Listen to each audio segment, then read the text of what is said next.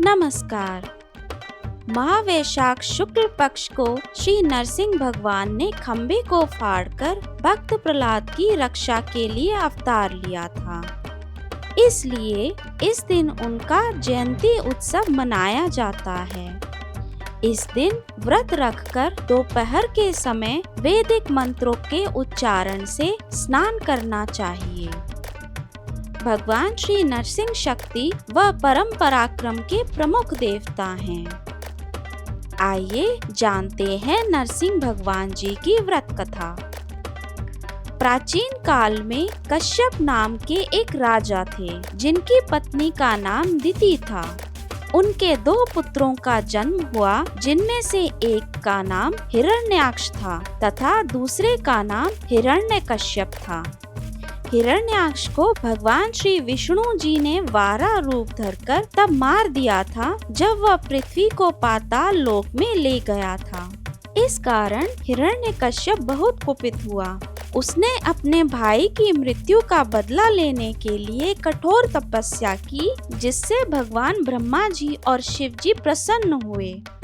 भगवान ब्रह्मा जी ने उसे अजय होने का वर दिया। यह वर पाकर उसकी मति मलिन हो गई और अहंकार में भरकर वह प्रजा पर अत्याचार करने लगा। उन्हीं दिनों उसकी पत्नी कयाशु ने एक पुत्र को जन्म दिया, जिसका नाम प्रहलाद रखा गया।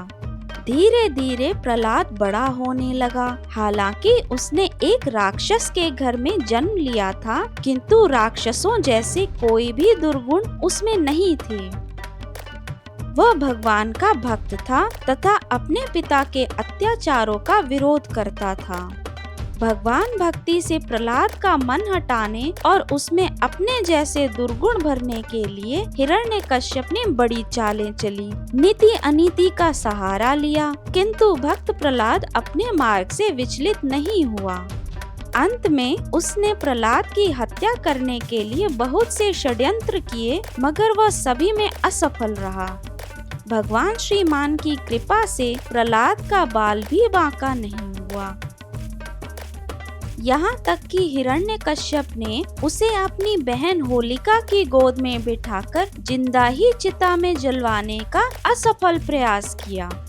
होलिका को वरदान था कि वह आग में नहीं जलेगी, किंतु उसमें होलिका तो जलकर राख हो ही गई, परंतु प्रहलाद जैसा का तैसा ही रहा। जब हिरण्यकश्यप का हर प्रयास विफल हो गया, तो एक दिन क्रोध में आग बबूला हो गया। उसने म्यान से तलवार खींचकर प्रहलाद से पूछा, बता तेरा भगवान कहाँ है?